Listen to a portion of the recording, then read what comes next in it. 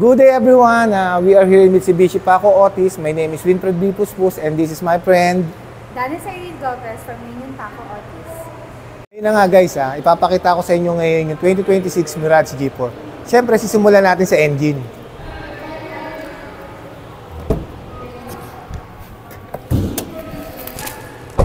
Actually guys, wala namang binago sa engine saka sa transmission. Same pa rin naman sila nung last year.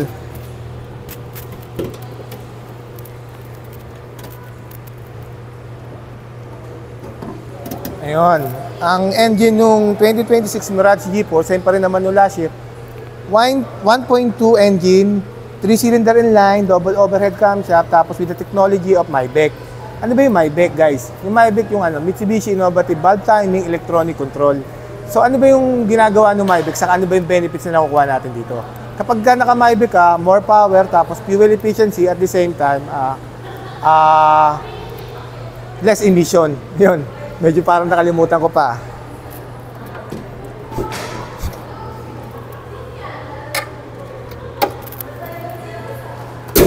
Tapos guys, dito naman tayo sa front fascia. Siyempre, naka-laminated windshield tapos aerodynamic design. Tapos ngayon, ipapakita ko na sa inyo kung ano yung unang pinakabinago rito sa Mirage G4. Guys, kung makikita mo yung projector headlight, naka-LED na siya ngayon. Tapos meron na siyang daytime running light, naka-LED na rin. Ano ba yung benefits na nakukuha natin sa LED? Guys, pag naka-LED ka, more vision, better visibility, at the same time, mas pinapahaba niya yung buhay ng baterya. Yun ang ginagawa ni LED. Tapos yun, naka-foglights na rin siya. Tapos guys, kung makikita nyo guys yung sa front grille niya, napaka more premium look. Tapos guys, papakita ko sa inyo yung gilid. Guys, in terms of mags, ito, isa rin sa mga bagong dinagdag sa 2026. Naka-machine shop na siya, 2-tone alloy wheel, 15 inches. Yan. Siyempre, naka-disc brake pa rin siya, tapos yung suspension natin, ganun pa rin guys. Naka-MacPherson strut with stabilizer bar and coil spring. Tapos sa likod, torsion beam. Ano ba ginagawa nung MacPherson strut? Guys, yung MacPherson strut guys, ang laro niya hindi yung up and down. Ang laro niya yung parang hiniheli ka sa duyan. Yun ang laro ng MacPherson strut. Tapos guys ano nga pala to top of the line ng Mirage G4. Kung makikita nyo guys, meron na siyang meron siyang tinatawag na keyless operating system, yung keypad na susi. So yung keypad na susi guys, kahit na nasa bulsa mo lang yung guys, within 70 centimeters guys, pwedeng pindutin mo lang to, bubukas na to. So ano bang benefits na makukuha natin doon guys? Siyempre, ang benefits na makukuha natin doon, hindi na natin kailangan ilabas yung susi para iikot pa. Pipindutin lang natin to para mabuksan na. Okay, so ang benefits doon is convenient. Tapos guys, papakita ko lang sa inyo yung side panel. Ito yung side panel nung Mirage G4 natin. Ito yung central locking. Ito yung control sa window, up and down. Yan guys, copy. Tapos guys, may tinatawag na, pagdating naman sa upuan, sa front passenger, meron kaming tinatawag na 6-way. Sa front passenger ng G4 guys, tandaan nyo 6-way. Sa passenger seat naman ng G4, tinatawag na 4-way. So ano ba yung 6-way? Yung 6-way guys, yung manual lang kasi to guys, ito up and down. Tapos front, backward, tapos incline. Guys, tandaan nyo 6-way ang upuan pagdating sa driver seat. Sa passenger, meron kami tinatawag na 4-way lang. Up and down lang yon, tapos backward and front lang. Copy guys? Tapos guys, dito naman tayo sa loob. Yan. Guys, pakikita ko lang sa inyo yung control. Ito yung control ng window natin. Left and right. Tapos ito yung audio. Ito yung ball. Ito yung yung adjustment niya. Yan. Tapos ito guys, ito yung active stability control. Ito yung isang dinagdag na safety features. Mamaya guys, idadagdag ko sa inyo to. Tapos yun nga, pagdating naman sa steering wheel, syempre, naka 4-spoke leather wrap siya. Ay hindi, sorry, 3-spoke lang pala. 3-spoke leather wrap. Tapos, eto may voice command siya sa left, tapos yung audio controls, nandyan na rin, yung volume, up, yung dagdagan bawas ng volume. Tapos guys syempre naka push start na siya. Paano ba gumagana yung push start? Guys, yung push start guys, kailangan muna nating apakan yung brake bago natin pindutin tong push start kasi hindi siya mag-i-start kapag hindi natin apakan yung brake. Tapos guys pagdating naman sa infotainment system, yan. Okay guys, yung infotainment system natin, ang tawag namin dyan, naka SDA na siya. Ano ba yung SDA? Smartphone Link Display Audio. Guys, naka ano na siya, Android Auto saka Apple CarPlay na siya. Tapos meron kaming USB port dito sa baba. Yan guys, meron kami USB port. Yan, meron din kaming. Tapos pagdating naman sa technology ng ating transmission, ang tawag dito guys, gear type. Yan gear type ang tawag dito sa transmission. Siyempre, reverse yung R, tapos neutral, tapos drive, tapos brake assist. Okay, tapos pagdating naman dito sa side ng G4, meron siyang tinatawag na ito, side pocket, tapos may cup holder dito, tapos dito meron din siyang glove box, tapos ito yung compartment. Okay. Tapos siyempre naka-single zone siya pagdating sa aircon conditioning natin, naka-single zone siya. Tapos guys, pakikita yung nga pala pagdating sa seat material niya guys, naka-high fabric na siya. Okay? Yan. Tapos dito tayo sa likod. Guys, dito sa likod, meron ding kakaiba rito sa likod.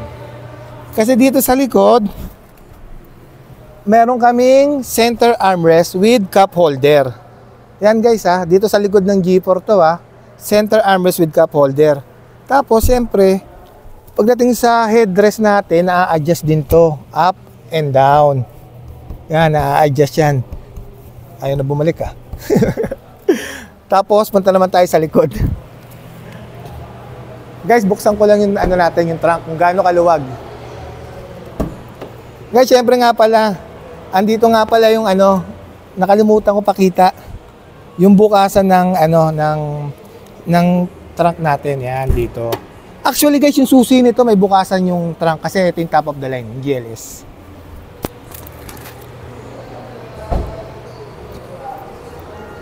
Guys, yan kung mapapansin nyo, napakaluwag ng trunk. Ang sukat ng trunk namin, 450 liters. Yan, ganyan kaluwag yung trunk. Sarado ka na guys Tapos yung guys, papakita ko lang yung likod Ang ginamit pa namin na antena, naka-monopole. Tapos meron naka-rear defogger na rin siya. Tapos meron siyang third brake light. Tapos yung pagdating naman sa taillight niya, naka-LED pa rin siya. Combination of bulb type. Okay? Yan. Tapos meron siyang diffuser sa likod. Tapos meron siyang hook sa ilalim. Tapos guys ngayon, papaliwanag ko naman sa inyo yung mga safety features na dinagdag dito. Simulan natin sa body. Guys, kung mapapansin nyo, actually guys, lahat ng Mitsubishi Mirage, meron ito, tinatawag na RISE body.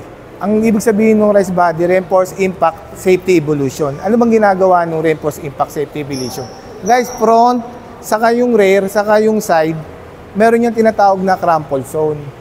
So, si crumple zone kasi, ang ginagawa ni crumple zone, ina-absorb niya yung impact pagdating sa collision. So, ang ginagawa ni crumple zone, ina-absorb niya yung impact pagdating sa collision para hindi pumasok sa loob. So, ang benefits na makukuha nun is for safety. Tapos guys, punta tayo rito sa pasok tayo sa loob para i-explain ko sa inyo si ABS, si EBD, si Active Stability Control, si Hill Start Assist Control, pati si Brake Assist. Sa likod ka din. O, dito ka sa gilid. Guys, actually guys, si ABS, dati na meron to. Pero nung 2025 kasi, tinanggal si ABS. Ngayon, binalik siya. Actually guys, alam ko naman, marami sa inyo familiar kay ABS. Ang ibig sabihin ng ABS, anti-lock braking system. So, ano ba yung function and benefits na makukuha kay ABS? Sa ABS guys, ang function, it prevents wheel locking up on sudden braking or emergency brake. So ano bang ginagawa nun? Guys, bibigyan ko kayo ng senaryo On top speed sa kalsada, sabihin na natin tumatakbo tayo ng 60. Biglang may dumaan na tao. So ang ginagawa ang ginagawa ni ABS, syempre, anong unang papasok sa utak natin? Hapakan yung brake tapos hawakan yung steering wheel, ikakabig sa kanan. Ngayon, because of ABS, makakabig natin sa kanan kasi piniprevent niya yung locking up ng manibela. So anong benefits na makukuha nun? Maiwasan natin yung mababangga sa harapan. So ang benefits na makukuha nun is safety. Dati kasi, pag wala kang ABS, hindi mo makakabig yung manibela, malalak yun. Copy guys? Tapos, ang sumunod naman na safety feature si EBD. Si EBD, Electronic Brake Push Distribution. Actually, si ABS at si EBD, magkapatid yun eh. So, balik tayo sa scenario natin. On top speed, tumatakbo tayo ng 60 km/h. May biglang taong nasa harapan natin na biglang tumawid. Ngayon, syempre, di ba, anong gagawin natin? Una papasok sa utak natin, hapakan natin yung accelerator brake, tapos hawakan yung steering wheel, ikakabig natin sa kanan. Ngayon guys, doon pumapasok si EBD. Pag kinabig natin sa kanan, ang tendency kasi pag kinabig natin sa kanan yung manibela, lahat ng bigat mapupunta sa kanan. Ang trabaho kasi ni EBD, dinidistribute niya yung brake force kung saan kailangan para ma-prevent yung over and understeering pati yung skidding nung sasakyan. Guys, copy ha, yun ang ginagawa ni EBD. Tapos, meron na rin siyang isa sa mga features na dinagdag dito, yung Active Stability Control. Ito yun guys ha, yung pinakita ko kanina. Guys, si Active Stability Control, guys, mini-maintain niya yung takbo ng sasakyan. Especially kapag slippery road. Tapos yung biglang pakanan o biglang pakaliwa, yung biglang makakabigin yung manibela, piniprevent niya yung over and under steering din para mapigilan din yung pag-skid ng sasakyan. Yun ang ginagawa ni Active Stability Control. Tapos guys, yung isa pa sa bago, si Hill Start Assist Control. Si Hill Start Assist Control naman, kapag naka-uphill ka, guys, naka-uphill ka, siyempre, may sasakyan sa unahan, huminto ka.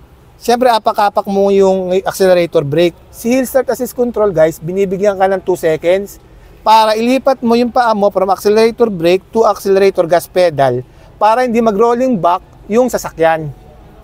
So, anong benefits na makukuha natin doon? Siyempre, is for safety. Ayun guys ha, 4 na yun guys ha. ABS, EBD, Active Stability Control, Hill Start Assist Control. Tapos guys, yung pinakahuli, si Brake Assist Control. Ay, hindi, actually, brake assist. Sorry, brake assist. Anong ginagawa ni brake assist? Guys, si brake assist, guys, yung on top speed, guys, sumatakbo ka sa kalsada. Emergency brake, sudden brake, bigla ka na pa-brake kasi biglang may bigla ka mababangga. Guys, kasi ang ginagawa kasi ni brake assist, guys,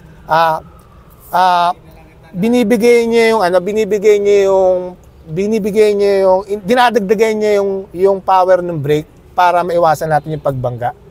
Yun, nag-a-adjust siya. Actually, ang tinatawag nila ron napaka-technical naman nung tawag. Ini-increase nila yung hydraulic power para maiwasan yung pagbangga ng sasakyan. So, yun yung mga safety features na dinagdag rito. Guys, lima yun ha. ABS, EBD, Active Stability Control, Hill Start Assist Control, tapos si Brake Assist. Yun yung mga safety features na dinagdag dito kay G4. Guys, baba lang ako. Medyo mainit.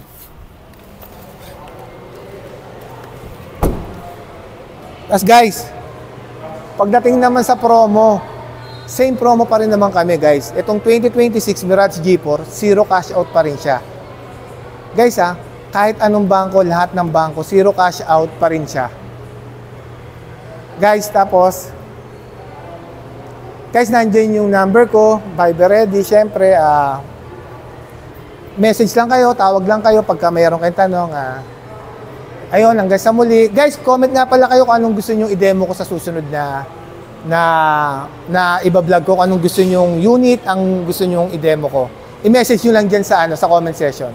Yun, hanggang sa muli. My name is Winfred B. Puspus, ang lagi nagsasabing, anumang hirap ang pagdaanan natin dito sa mundo, mananatiling mabuti ang Diyos. Thank you so much guys. Kapit lang, pray lang. Thank you so much. God bless.